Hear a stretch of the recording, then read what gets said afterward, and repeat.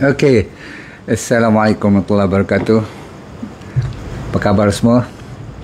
Kita sudah bersedia pada malam ini insya-Allah untuk memberi satu lagi topik yang cukup menarik. Padahal kalau kita faham topik ini, kita boleh kontrol banyak perkara, ataupun dari sudut kesihatan banyak jenis penyakit yang kita boleh handle, tetapi kalau kita anggapnya sebagai remeh ataupun enteng, kemungkinan besar kita akan menjadi masalah lambat laun. Sebab saya nak mula cerita sekarang. Dah bersedia belum? Okey. Bismillahirrahmanirrahim. Assalamualaikum warahmatullahi wabarakatuh. Minta maaf. Okey. Yang sebenarnya kita harus berhati-hati dengan nama penyakit yang saya akan cerita nanti, sebab sebahagian besar daripada kita, hampir 25% daripada population satu dunia ni sedang menghadapi masalah ini. Sama ada sedar, tetapi ramai daripada kita tak sedar. Ada sebab-sebab yang tertentu. Boleh? Baik. Kalau boleh kita dah mula bersedia, tolong tekan share dulu, tekan love, tekan like, dan kalau boleh subscribe sekali, insyaAllah. Baik. Dia sebenarnya anda akan tengok dari segi statistik nanti hampir 3 kali ganda lebih kuat, lebih ramai yang kena dan lebih ramai yang sengsara ataupun meninggal disebabkan oleh masalah ini, hampir 3 kali ganda daripada kanser pun. Baik, topik pada malam ni bagi mereka yang tak sempat tengok poster, dan ramai yang dah bagi informasi sedikit apa nama jenis penyakit yang sampai fatal atau fatal yang menyebabkan kematian begitu ramai sekali. Ialah topiknya ialah apa nama penyakit yang paling teruk sekali, sehingga masalah ni sampai 3 kali ganda lebih kuat daripada kanser. Itu yang you kena beri perhatian. Nombor 1, mekanismenya ia membolehkan you dapat fatty liver. Nombor 2, dia boleh menyebabkan masalahnya asal usulnya sampai jadi inflamasi yang kronik, dan selalunya orang-orang ni akan tinggi blood pressure, blood sugar dia pun tinggi. Ada yang memang termasuk dalam golongan diabetes dan high blood pressure, betul, tapi ramai juga yang ada high kolesterol ataupun masalah triglyceride. Ramai orang yang akan ada perut apple, maksudnya belly fat, ataupun kegemukan. Dan tak heranlah kalau ramai daripada mereka ni juga akan rendah daya tahan, immunity, dan juga kita akan bermasalah autophagy yang tak berfungsi baik. Autophagy itu maksudnya apa?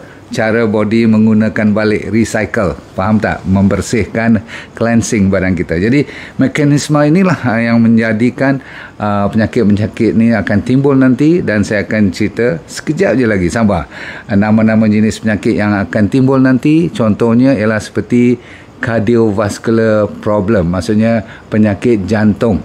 Okey, antaranya. Okey, satu lagi penyakit stroke pun boleh berlaku dalam satu konsep penyakit yang saya cerita sekejap lagi. Dementia, penyakit nyanyuk, penyakit sampai buta pun boleh, sampai kena potong kaki pun boleh, dan penyakit ini juga boleh menyebabkan buah pinggang rosak, liver boleh rosak, dan of course boleh menaikkan peluang untuk kita kena kanser, masalah tak boleh tidur, masalah PCOS, polycystic ovary orang perempuan punya, dan GERD, pernah dengar kan? Gastroesophageal reflux, masalah penyakit yang sakit macam gastrik semua tu, dan joint pain. Dan ujung-ujung sekali dia boleh menyebabkan ramai daripada kita kena infection secara mudah. Infection, penyakit yang kena infeksi daripada bakteria, virus, dan ujung-ujung sekali 95 daripada penyakit degeneratif, maksudnya penyakit yang boleh membawa unsur-unsur penuaan atau penyakit orang-orang tua lah. Degeneratif tu termasuklah arthritis, rheumatism dan sebagainya. Itu 95% daripada kita, insyaAllah kalau tak jaga betul akan melalui proses ni. Baiklah, apa nama penyakit yang saya masukkan ni? Sudah bersedia? Ramai yang teka tadi, betul sebenarnya. You dah banyak kata high blood pressure, you banyak kata penyakit lepas pada high blood pressure, diabetes, ada yang kata penyakit jantung, semua tu dah betul. Tapi yang ni lebih dahsyat daripada satu persatu tadi, sebab dia merangkumi. Katanya ialah dia satu integrasi pada semua penyakit yang you sebut tadi tu. Ada yang dinamakan, ready? Semua dah sedia? Sindrom X ataupun metabolic syndrome. Bila you dengar perkataan sindrom ni, apabila doktor tak boleh spesifik bagi satu nama penyakit, contohnya high blood pressure, inilah nama penyakit, bukan, ataupun diabetes mellitus, penyakit kencing manis, inilah jawapannya. Tak, dia sebab ada kaitan dengan rangkaian yang orang kata 3 serangkai, tapi malam ni saya bagi 4 serangkai. Nak dengar 4 serangkai tu? Okey, sindrom X ataupun metabolic syndrome, itu jawapannya. Dalamnya terdiri daripada, kalau you ada 3 daripada 5 masalah ni, you dah diiktiraf sebagai, dah termasuk dalam golongan yang saya cerita pada topik malam ini, iaitu 3 kali fatal, 3 kali lebih bahaya daripada kanser pun. Sebab kanser boleh meninggal juga, tapi dia satu saja sengsaranya cuma melalui kanser. Tapi ni sengsaranya, tengok, ada minimumnya. Kalau you ada 3 ataupun 2, dah mula cukup untuk daripada 5 yang saya nak cerita ni. Nombor 1 ialah kalau you ada masalah blood pressure. Nombor 2, kalau you ada masalah gula tinggi. Tak semestinya diabetik, tapi you orang panggil pre-diabetes pun, maksudnya gula dah tinggi dalam badan. Nombor 3 ialah masalah belly fat, perut buncit disebabkan ada masalah fatty liver contohnya. Seterusnya, kalau you ada masalah kolesterol. Kolesterol ada 2, satu triglyceride tinggi, triglyceride TG, atau satu lagi you punya HDL rendah. Dia tengok cuma kat HDL sahaja dulu. Yang lain dia tak peduli LDL ke apa-apa, tapi kalau HDL yang katanya good kolesterol tu rendah sangat. Jadi 4 ataupun 5 ni, kalau you tengok ada you punya list ni, sinarai ni you termasuk dalam golongan ni, memang you dah bersedia untuk menjadi orang yang tak sedar you tengah sakit, tetapi sebenarnya you sedang menghadapi perjalanan ke arah mati. Sebab apa? You pernah dengar tak heart attack? Pernah dengar kan? You pernah dengar tak stroke? Kan? Sebab tu saya kata dalam perjalanan, setengah orang dia tak bagi signal langsung, dia terus meninggal je. Tapi ramai daripada kita, yang saya kata 25% dari itu, dia melalui proses yang hampir 10 tahun, 20 tahun, kadang-kadang 25 tahun, baru dia terus sampai waktunya dia pergi. Kan? Sebab tu saya kata ramai orang tak sedar ni, sebab salah satu daripada jawapan kenapa tak sedar ialah, contoh saya bagi diabetes. Kan? Orang yang pre-diabetes, maksudnya dia baru borderline, dia tak nampak lagi kebas-kebas tangan, tak rasa lagi rabun mata, kan? Tak rasa lagi masalah kencing dia ataupun bengkak kaki, nak kena potong kaki dan sebagainya, dia tak ada masalah tu semua. Tetapi ramai daripada kita yang dah orang panggil pre-diabetes, sebelum diabetes. Zaman sekarang, sebelum pre-diabetes tu ada lagi satu fasa yang dipanggil pre-diabetes. Barulah datang normal. Saya ulang, mula normal, you beres, tak ada masalah apa-apa, lepas tu you panggil pre-diabetes. Dalam bahasa Inggeris dia panggil sleeping diabetes. Bukan sleep tidur, sleep tu dia licin, sleeping, okay?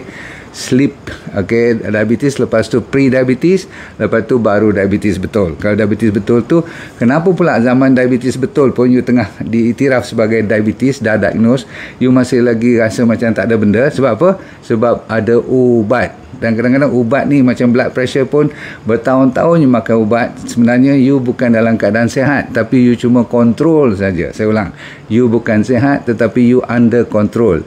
Bila under control, itu amat bahaya. Sebab apa? Apabila dibuang je ubat tu, pernah dengar tak orang sampai jadi koma kalau diabetes tak kena ubat yang bertepatan waktu? Betul tak? Sebab tu yang saya kata dia terus meninggal, tahu-tahu meninggal. Sebab apa? Sebenarnya dia menunggu masa je, buang aja dia punya ubat tu. Tetapi ubat tu sendiri dah dikenal pasti ada berbagai jenis kesan sampingan yang boleh membawa maut. Okey, kalau you tak percaya, tengok nanti kalau orang yang makan banyak ubat diabetes, lama-kelamaan dia kena makan ubat high blood pressure pun. Orang yang ambil high blood pressure punya ubat, lama-kelamaan pun 4-5 tahun paling lambat, dia kena ambil ubat, kadang-kadang ubat kolesterol, ubat obesity. Obesity tu kalau dia nak kurus lah, tapi jarang orang makan ubat untuk nak kuruskan badan kan. Tetapi ubat-ubat untuk katakan untuk kencing manis, dia terpaksa makan juga. Ubat kolesterol, dia kena makan lagi. Semua-semua ni, ubat-ubat ni akan merosakkan liver, kadang-kadang merosakkan buah pinggang kan. Itu itu pun menyebabkan nanti lama kelamaan akan tak sedar meninggal. Ramai orang kata meninggal disebabkan proses umur penuaan. Betul, dah sampai waktu tu kita tak usah cerita lah. Tapi yang saya maksudkan di sini ialah rupa-rupanya dia dah memang sepatutnya dah pergi, tetapi dia cuma tak pergi sebab apa? Sebab dia tengah makan ubat je. Betul-betul tak? Sebenarnya dia bukan baik, dia bukan cured, tetapi dia cuma controlled. Itu yang saya maksudkan, sebenarnya dia dah vital, dia dah membawa maut sebenarnya. Cuma kita pertahankan saja. Okay? Dan sebab itulah kalau dia dah blok jantung ataupun arteri, dia terus kena heart attack ataupun kena stroke. Right? Sama macam dah pergilah. Cuma dia pertahankan, melambatkan waktu kita pergi 6 kaki ke bawah. Itu aja. Faham? Jadi soalan ni ataupun topik pada malam ni agak sensitif, tapi you kena percaya. Yang saya cerita ni memang betul berlaku hampir 25%. Kalau 25% tu dekat 2 bilion rakyat di dunia. Saya ulang, 2 bilion, betul ke bilion? Kita ada lebih kurang 7 juta kan. Hampir 20-25% daripada rakyat kita tengah melalui proses ni. Ramai tu, 2 bilion. 2 bilion yang tengah melalui proses. Belum lagi berlaku penyakit-penyakit yang saya kata stroke, belum kena heart attack, belum lagi kena bypass, belum kena lagi diabetes yang kena amputate, kena dialisis, semua tu. Tapi kita tengah melalui proses ini tanpa kita sedari. Makan tetap biasa, enjoy tetap biasa, stres tetap kita tak peduli, exercise kita tak jaga, maka kita dalam proses perjalanan yang kita tak sedar. Betul-betul? Baik. Kita tengok kat sini, saya bagi statistik. Ramai tak tahu kanser di dunia secara amnya hampir dekat 10 juta rakyat mati, setiap tahun. Sekarang ni, 10, lebih kurang 9.5 million. Heart attack, kita banding dengan kanser. Kanser, you ingat 9.5 juta rakyat mati, setiap tahun. Contoh, kebelakangan ni heart attack 17.9 million. Heart attack, mana datang heart attack tu? You tahu kan, ada block kan? Baik. Seterusnya, masalah high blood pressure 7.5 million. Masalah stroke lagi 5 million. Masalah diabetes 4.1 million. Jadi kita bandingkan dengan kanser 9.5, you campur yang lain tadi tu. Sebab yang lain tadi tu adalah sindrom X. Ada kaitan dengan sindrom X. Contoh heart, high blood, diabetes dan stroke tu campur-campur 34.6 million. Jadi kita ambil 34 million banding dengan 9 million, itu yang dimaksudkan lebih daripada berapa kali? Lebih daripada 364%. Berarti 3.6 kali ganda. Itu yang saya kata 3 kali lebih fatal daripada kanser. Kanser cuma 9.5. Kalau campur sindrom X ni, yang rangkaian penyakit 4-5 tadi, semuanya terdiri daripada hampir 4 kali ganda, 3-4 kali ganda. So rakyat diabetes saja yang satu dunia ni ada lebih kurang 470 million yang tengah pegang diagnosisnya saya ada diabetes. Kalau ambil pre-diabetes, kalau dicop sebagai nak kena diabetes, dah memang ura-ura dah ada dengan dia punya cara gaya hidup, dengan blood result dia sebagainya, hampir 1 bilion dia punya statistik. Orang yang obes 1/3 daripada dunia moden, terutama sekali negara-negara moden, confirm 1/3 daripada kita dah mula obes. Jadi penyakit ni semua adalah penyakit yang dimaksudkan dalam sindrom X tu. Faham? Jadi kalau jawapan pada malam ini, apa yang namanya penyakit tu, tak salah kata diabetes ataupun high blood ataupun kata masalah jantung, betul. Tetapi semuanya tu sekali dirangkumkan ada namanya sindrom X. Baik, kita sekarang nak cerita pada you all, apa penyebab utama berlakunya semua ni. Yang penting sekali you kena tahu sebab. Kalau tak tahu sebab, ambil ubat saja, asyik nak ambil ubat saja, itu bukanlah jawapan yang tepat. Itu dipanggil symptomatic treatment. You nampak gula dalam badan kita, kita cari ubat untuk nak kurangkan gula. Tapi kita tak tanya apa menyebabkan gula tu naik. Nak bagi turun blood pressure, kita ambil ubat untuk bagi blood vessel tu terbuka sikit ke, bagi relax sikit ke, bagi berjalan lancar sikit darah. Okey, katakan blood pressure tu dah jadi normal balik. cun. So kita pun relax balik. Padahal apa penyebab asalnya menyebabkan darah tu naik, tekanan tu, kita tak mau tanya. Sama jugalah masalah belly fat, fatty liver. Apa malam ni banyak tersasul ni.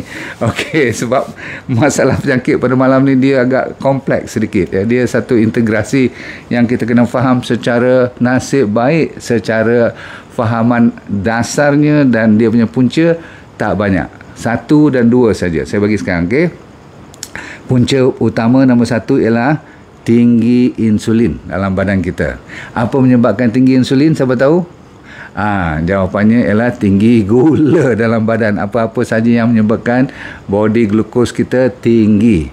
Dan selepas ini, kalau tak jaga juga, you tak dengar juga cakap, dia akan ada satu condition dinamakan insulin resistant. Bermaksud body kita dah tak mau dengar dan tak mau tengok insulin lagi dah. Walaupun dia banyak, masih pankreas boleh menghasilkan, tapi jenuh pankreas ni nak keluar macam mana banyak pun, dia tak mau terima lagi dah. Jadi kalau sel kita dah tak mau terima lagi dah insulin, maka gula akan meningkat dan meningkat. Walaupun insulin cukup, tak guna juga. Bahkan disebabkan insulin banyak lah, kadang-kadang bila kita ambil darah kita, kita nampak macam darah kita tu gula tu tak berapa tinggi. Maksudnya kan pre-diabetes tu gulanya hampir borderline, lebih-lebih sikit. Tetapi sebenarnya orang tak pernah cek insulin. Insulin itulah sebenarnya bila dia lama kelamaan lagi tinggi. Pasal apa lagi lama lagi tinggi? Sebab dia nak cuba bantu supaya sel kita tu cukup gula dalam badan, dan supaya gula tu tak bertebaran, terlalu bertaburan tinggi dalam body kita.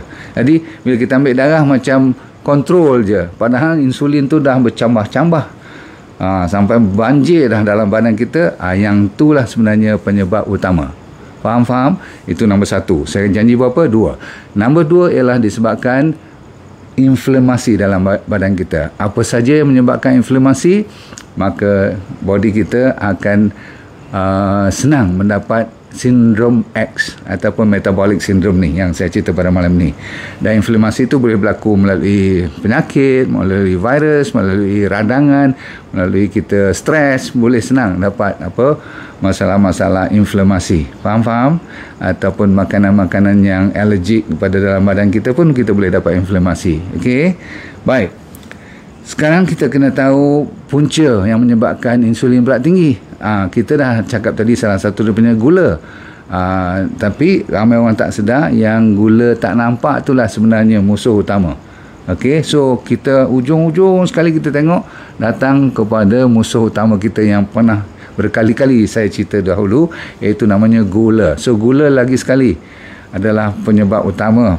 Sehingga ke malam ni punya topik pun dia mengaitkan gula sebagai dia punya punca asal. So semua yang ada high fructose corn syrup yang ada dalam makanan-makanan yang manis, bukan kata you ambil gula pasir saja. Saya selalu cerita yang tak nampak tu, yang di pasar raya, yang di supermarket, semua yang dah di packing, semua yang makanan yang dibuat oleh kilang dan manusia, selalunya mesti ada bahan-bahan yang bahaya.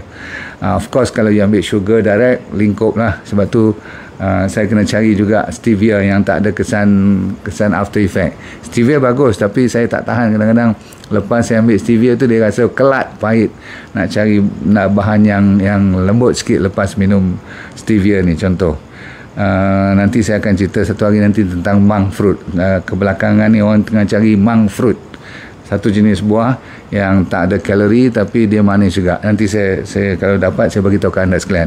Tapi ramai masih lagi ambil processed food. Semua yang diproses, selalu saya kata yang menyebabkan ada tarikh akhir tu, tarikh luput tu, mesti ada kaitan pengeluaran insulin yang tinggi nanti. Bila insulin tinggi, saya kata apa? Dia akan menjadi insulin resistant. Bila insulin resistant akan menyebabkan penyakit pada malam ni. Dan habis pada tu ialah orang yang suka makan banyak kali sehari. Saya dah kata dulu, lebih daripada 3 kali sehari memang cari naas. Okey. Dan ujung-ujungnya benda-benda yang macam tepung lah, karbohidrat yang refine, yang telah diproses sampai jadi bertepung ataupun jadi biskut, jadi donat, jadi boleh buat adunan dan sebagainya, confirm. Ini sebenarnya antara penyebab utama. Penyebab seterusnya ialah disebabkan oleh kalau you makan bahan-bahan yang tak real, maksudnya selalu sangat makan benda-benda yang tak datang secara realistik. Realistik ni maksudnya yang tak diproses lah kan. Okey, banyak dalam sehari tu, cuba you tengok hari ni kita makan banyak benda yang dah diproses atau tidak. Kalau benda yang dah tukar wajahnya, kalau takat masak sikit-sikit tu no problem. Okey, tapi kalau sampai dah masuk peti air, sampai dah berhari-hari, berbulan-bulan, contohnya seperti kuih muih yang disimpan sampai seminggu masih boleh makan, ataupun frozen food, jaga baik-baik. Okey, sebab apa saja yang tak natural akan membawa bahaya. Baik, last kali, apa you kena buat untuk mengurangkan masalah ni supaya anda tak kena? Boleh ke tak boleh? Okey, buat. Jawapannya amat boleh. Sebab senang je. Nombor satu, you kena buat ialah kurangkan insulin dalam badan kita. Apa saja yang meningkatkan paras insulin, you kena berhenti. Dia tak kira you makan, tak usah kira kalori. Kita bukan kira you ambil 1000 ataupun 3000 kalori. Jangan panik kalau terlebih makan benda-benda yang kalau kok-koklah tinggi kalori, tetapi sebenarnya yang penting dia meningkatkan insulin tak. Kalau tak meningkatkan insulin, no problem. Kan? Contoh kalau you makan sayur, tak tingkatkan insulin. Makan buah-buahan, insyaAllah naik juga, tetapi dia tidak seteruk kalau you ambil gula. Sebab apa? Buah ada serat, dan serat tu melambatkan insulin tu. Kalau naik pun dia tidak spike, dia tidak tajam dia punya graf tu. Yang takut tu naik tinggi, melantun, turun ke bawah. Dia biar naik slow, tinggi, tak apa macam tu. Okay? Right. Sebab itulah kalau yang berserat seperti nenan, seperti mango, seperti buah-buahan yang inilah ada banyak serat tu, no problem. Sampaikan you makan apa orang panggil, macam kebanyakan buah-buahan lah. Kalau pisang pun boleh ada serat, kalau ambil avocado pun boleh, ya. So not a problem makan buah-buah ni. Okay? Bahkan kalau you ambil limau-limau semua tu, not a big problem at all. Makan benda-benda yang real food, jangan makan benda-benda yang proses, saya dah cakap. Dan yang penting sekali ialah kalau orang putih panggil intermittent fasting lah. Kalau saya tu panggil apa? Puasa malam dan puasa Isnin dan Khamis. Hari-hari lain kalau nak cepat pulih daripada masalah ni, kalau you tengah ada masalah ni, dah sebenarnya dah meninggal, cuma dipertahankan dengan ubat je. Saya ulang, kita sebenarnya dah harusnya pergi dah, tapi ubat tu mempertahankan kita. Kalau buangkan ubat tu, meletup kita punya pembuluh darah ke, burst ke, ataupun dapat stroke ke, dapat heart attack ke apa-apa, bahaya sangat. Jadi sebelum jadi benda tu semua, boleh tak kita berpuasa?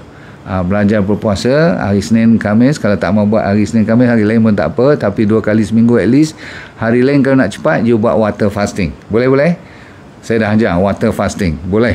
Dia panggil wet fasting. Tapi malam lepas macam sekarang ni, you dengar lecture saya, lepas ni jangan makan apa-apa, please.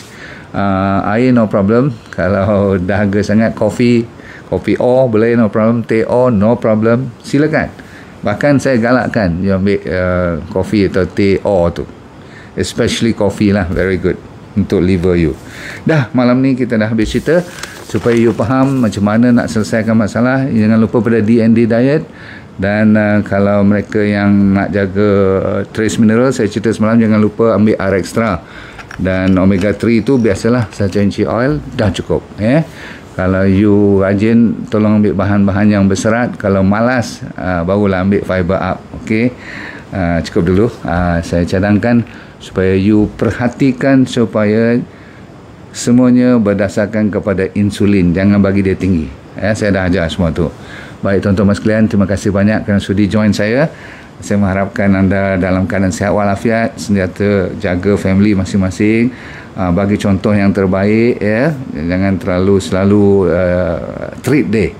2 kali seminggu saya benarkan, no problem. Saya pun banyak treat day kadang-kadang. Kalau pergi cuti tu, Masya Allah, saya cukup takut. Bukan tak suka pergi cuti tapi kalau bercuti 4 hari, Allah, kalau dengan family takkanlah kita nak tunjuk kita tu terror sangat kan. Tetapi keseluruhannya 5 hari seminggu you kena ikut DND diet secara serius. Okey, jumpa lagi.